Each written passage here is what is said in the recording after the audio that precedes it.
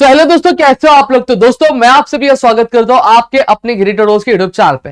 दोस्तों यहाँ पे अगर मैं बात करूं तो हमने जो फर्स्ट वीडियो का जो पोर्शन यानी 2 चैप्टर्स थे आपके, वो हमने कंप्लीट कर लिया। आज हम तीसरे चैप्टर पे आ चुके हैं जहां पे हम ज्यादा से ज्यादा कंटेंट जो है कवर अप करने की कोशिश करेंगे।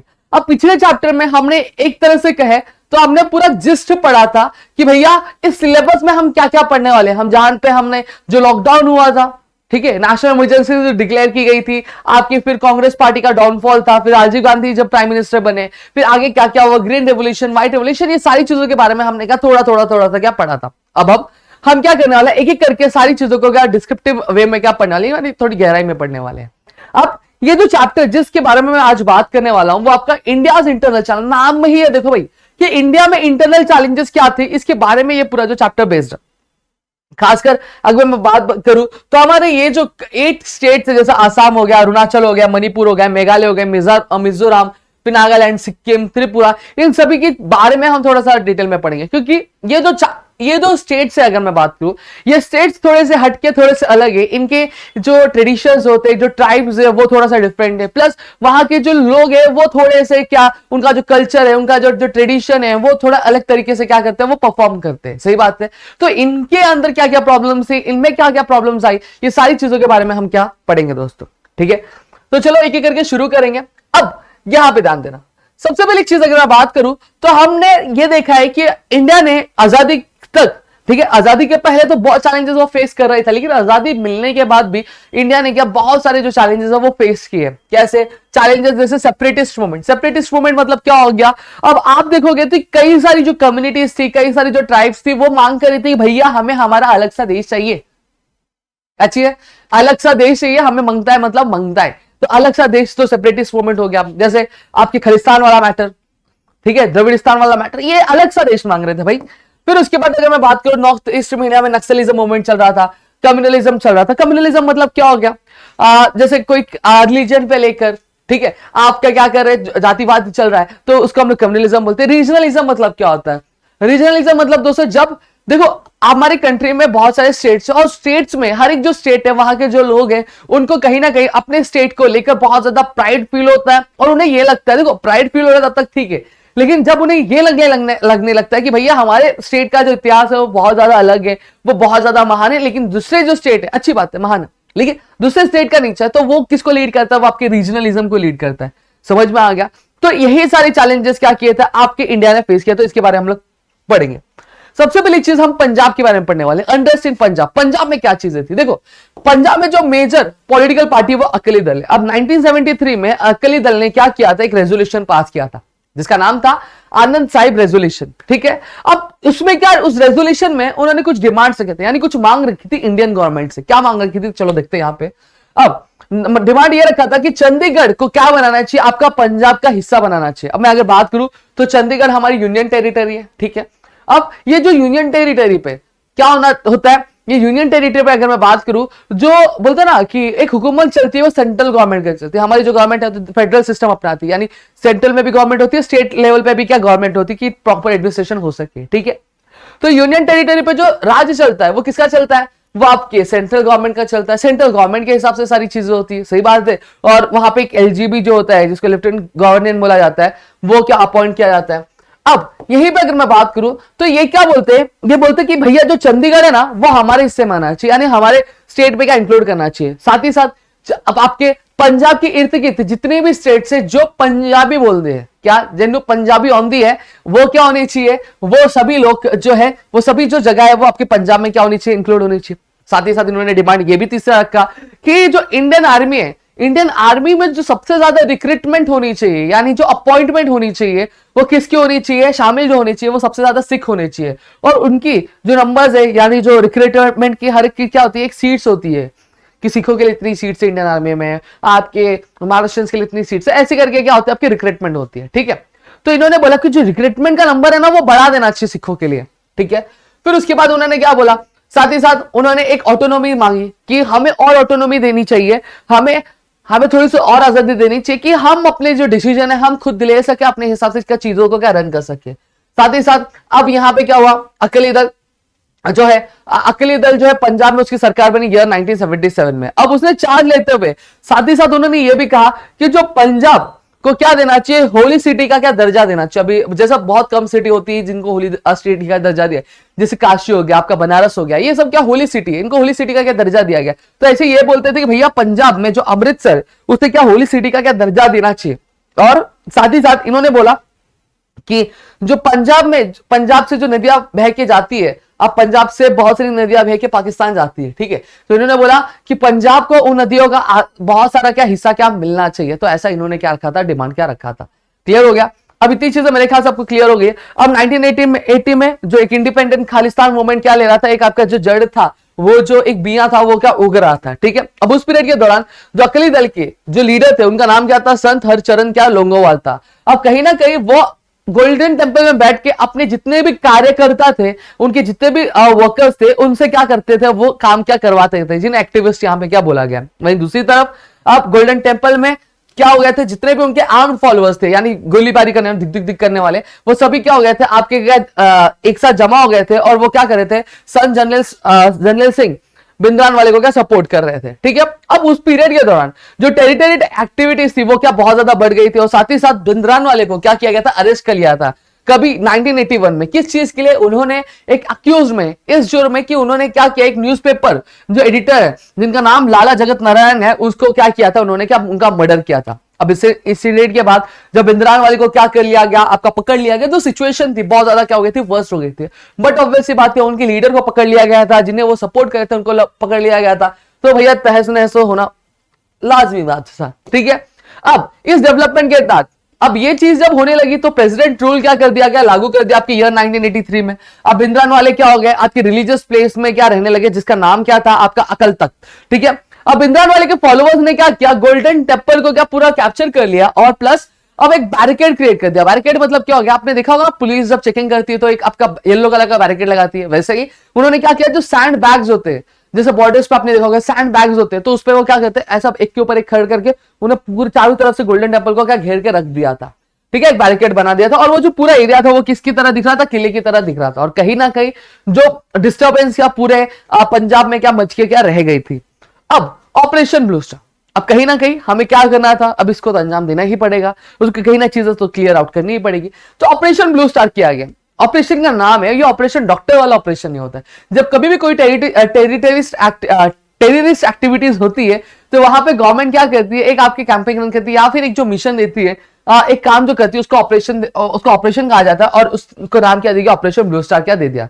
अब जो मेन टास्क था अब ऑपरेशन ब्लू स्टार का, वो ये था कि गोल्डन टेंपल में जितने भी टेररिस्ट थे उनको क्या निकाला, उनको बाहर क्या निकाल के रख देना। और इस काम की जो पूरी जिम्मेदारी थी वो किसको दी गई थी, आपके जनरल कुलदीप सिंह बरार को क्या दी गई थी। अब 3 जून 1984 का क्या था, सुबह था और यहां पे इन्होंने क्या कर दिया, ढाबा बोल दिया और ऑपरेशन ब्लू स्टार क्या शुरू हो गया था। और कहीं ना कहीं 3 दिन बाद यानी 6 जून को क्या हुआ, ऑपरेशन ब्लू स्टार क्या खत्म हुआ, जहां पर उन्होंने जितने भी टेररिस्ट थे उनको क्या खत्म कर दिया। सेम चीज वापस से रिपीट गई एक बार फिर और वहां पे वापस से उन्होंने क्या किया, गोल्डन टेंपल में क्या किया, एक ऑपरेशन रन किया जिसका नाम था ऑपरेशन ब्लैक थंडर। क्या था, ऑपरेशन ब्लैक थंडर। और कहीं ना कहीं इसके बाद क्या हुआ, पूरे जो टेररिस्ट एक्टिविटीज है, जो खालिस्तान वाले मुद्दे को क्या करते थे, आपका सपोर्ट करते थे, खालिस्तान की मांग रखते थे, वो मैटर जो कहीं ना कहीं सप्रेस हो गया, यानी दबसा गया। और आपका एक मोमेंटम जो था क्या, शांति वाला एक जो पीस था, वो वापस से पंजाब में क्या आना क्या हो गया, फैल गया। समझ में आ गया। तो मेरे ख्याल से आपको इतनी चीजें समझ होगी। अब यहां पे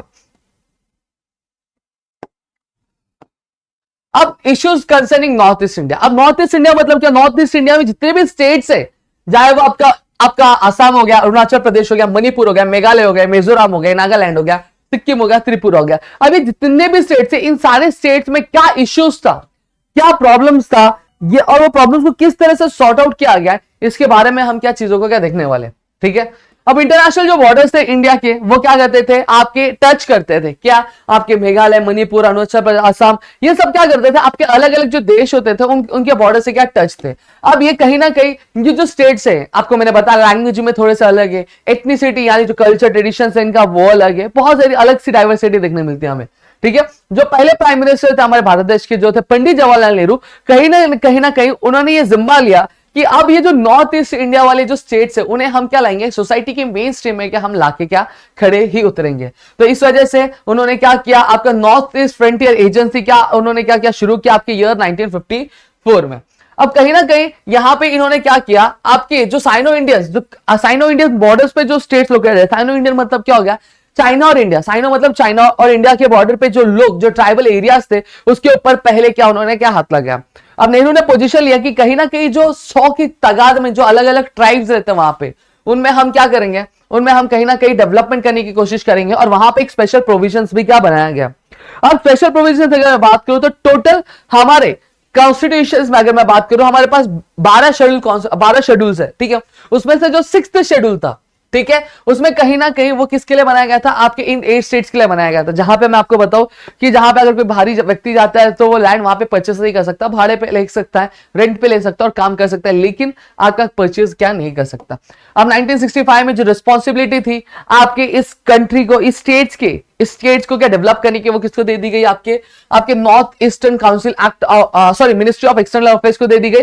और वहां पर एक एक्ट फॉर्म किया गया, आपके north east council act of 1971 क्या पास कर दिया गया सेंट्रल गवर्नमेंट के द्वारा, ताकि क्या किया जा सके, यहाँ पे डेवलपमेंट किया जा सके, इलेक्ट्रिसिटी पहुंचाई जा सके, ट्रांसपोर्टेशन क्या डेवलप किया जा सकते, और साथ ही साथ फ्लड जो कंट्रोल है उसको भी क्या किया जा सके। अब फ्लड कंट्रोल मतलब यहाँ पे अगर मैं बात करूं तो ये जो स्टेट्स होते हैं ये हर साल क्या करते हैं, कहीं ना कहीं फ्लड्स का शिकार होते हैं, तो इसको किस तरह से कंट्रोल करना है, इस चीज के बारे में भी क्या उन्होंने क्या किया, आपका एक इनिशिएटिव लिया। आप बोलोगे सर फ्लड के बारे में तो कभी आया ही नहीं दिखाती है मीडिया भाई, ठीक है। आगे बात करते हैं मिजोरम।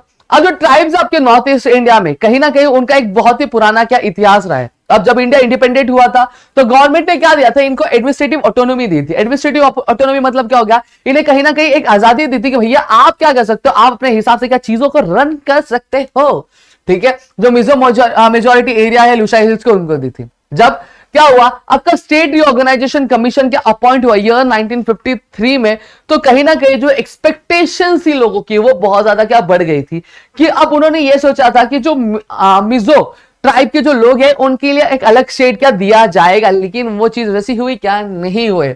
अब इसीलिए कहीं ना कहीं जो मिजो लीडर्स थे अब उन्होंने डिमांड रखना चालू कर दिया कि भैया हमें एक तो एक अलग से मिजो क्या चाहिए, मिजो प्रोविंस ही है। 1959 में कहीं ना कहीं बहुत ज्यादा सूखापन पड़ा मिजोरम में, और उसी कंडीशन उस बोलते ना उस मुश्किल के समय में जो आपके एक बहुत ही महान लीडर थे जिनका नाम क्या था, लाल डेंगा, उन्होंने क्या किया, कॉमन पीपल को सर्व क्या हेल्प की, ठीक है, उस फेमाइन कंडीशन से यानी उस बुरी कंडीशन से बाहर निकलने के लिए। अब 1961 में लाल डेंगा ने क्या किया, अपनी एक ऑर्गेनाइजेशन चालू की जिसका नाम क्या रखा उन्होंने, मिजो नेशनल फ्रंट लिखा, जहां पर उन्होंने जो ग्रेटर मिजोरम एक इंडिपेंडेंट नेशन क्या कर दिया था, आपका डिक्लेयर क्या कर दिया था, भैया हम तो क्या है, हम तो एक अलग सा क्या नेशन है। कहां से उन्होंने निकाला, त्रिपुरा, मणिपुर और मिजो मेजोरिटी एरियाज थी आपके लुसाई से, उसमें से निकाला।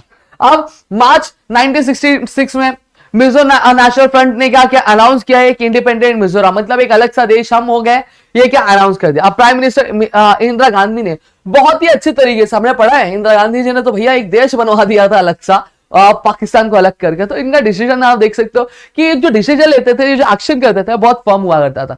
तो इन्होंने कहीं ना कहीं जो मैटर था इसको क्या काम डाउन कर दिया आपके 1972 तक। अब मिजो मेजोरिटी जो एरिया थी उसको क्या डिक्लेयर कर दिया, उसको स्टेट नहीं डिक्लेयर किया गया, उसको क्या किया मालूम, यूनियन टेरिटरी क्या डिक्लेयर कर दी गई। अब 1985 में जब प्राइम मिनिस्टर राजीव गांधी आए, यानी आपके इंदिरा गांधी जी के सुपुत्र, ठीक है, अब उन्होंने क्या किया, आपकी मिजो नेशनल फ्रंट के साथ कुछ बातें की, एक एग्रीमेंट साइन किया और उन्होंने क्या किया, आखिर में उसको एक फुल फ्लेजेड स्टेट का डिक्लेयर कर दिया। अब जब वहां पे इलेक्शंस हुए तो और उसके जो चीफ मिनिस्टर यानी मुख्यमंत्री जो बने, कौन बने आपके, लाल डेंगा जो है चीफ मिनिस्टर क्या बने, यानी मुख्यमंत्री क्या वहां के बन गए।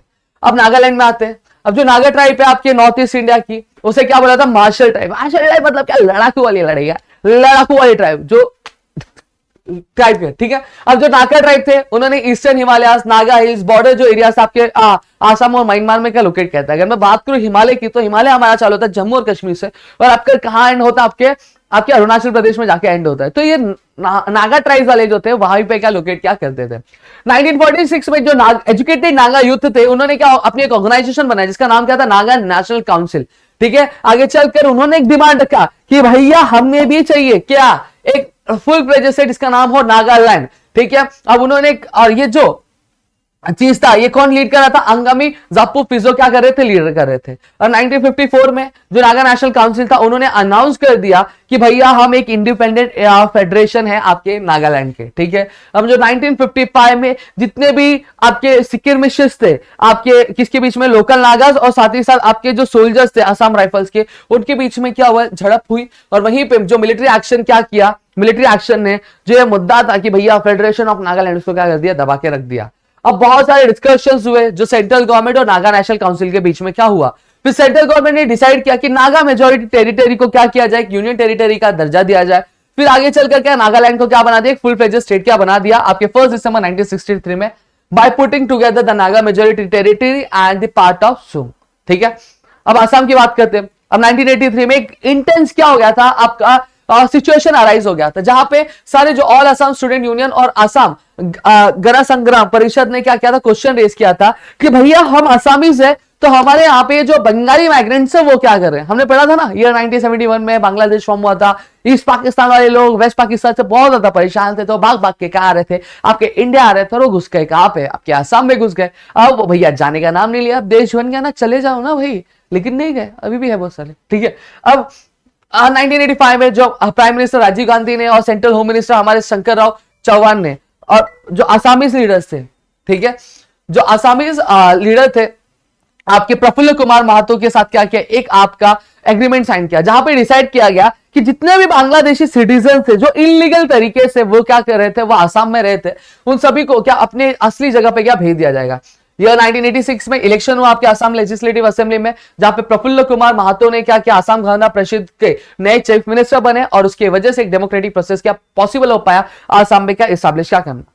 अब यहां पे अगर मैं बात करूं अरुणाचल प्रदेश की, तो अरुणाचल प्रदेश ईयर 1954 में नेफा क्या क्रिएट किया गया था। ईयर 1972 में उसको क्या बोला जाया गया? आपका अरुणाचल प्रदेश बोला गया, क्योंकि हमारे भारत देश में जो सबसे पहले सूरज की जो किरणें पड़ती है वो आपके अरुणाचल प्रदेश में पड़ती है। और 20 फरवरी 1987 में उसे एक स्टेटस क्या मिल गया? कॉन्स्टिट्यूएंट स्टेट का। अब इस पीरियड के दौरान 1960 से लेकर 2000 तक आपके नॉर्थ ईस्ट इंडिया ने बहुत ज्यादा प्रोग्रेस किया और बहुत ही ज्यादा मेच्योर तरीके से डेमोक्रेसी को हैंडल किया। अब ये जो देश है, ये जो स्टेट, ये जो पाथ चल रहे हैं लोग, ये इंडस्ट्रियलाइजेशन की तरफ और साथ ही साथ एजुकेशन की तरफ और बाकी सारी जो चीजें जो प्रॉब्लम्स है उसको क्या उससे कम आउट करने के पाथ पे क्या ये चल रहे हैं, समझा। तो यहाँ पे दोस्तों अगर मैं बात करूं तो आधा चैप्टर हमने कवर कर लिया। आगे आप पढ़ेंगे नक्सलिज्म के बारे में पढ़ेंगे, कम्युनिज्म के बारे में पढ़ेंगे, फिर उसके बाद अगर मैं बात करूं तो हम रीजनलिज्म के बारे में पढ़ेंगे। तो ऐसे करके हमारा जो थर्ड चैप्टर होगा वो भी क्या आपका कंप्लीट हो जाएगा। आई होप आपको चीजें समझिए है तो प्लीज वीडियो को लाइक करिएगा, चैनल सब्सक्राइब नहीं किया तो चैनल सब्सक्राइब करना, अपने दोस्तों से शेयर करना, ताकि ऐसे और कई सारे वीडियोस हम आपके लेकर आ सके आपके अपने ग्रेट रोज के चैनल पे। तो मिलेगा हमें नेक्स्ट वीडियो में, तब तक के लिए घर पे रहो सुरक्षित, अपना ध्यान जरूर रखना दोस्तों।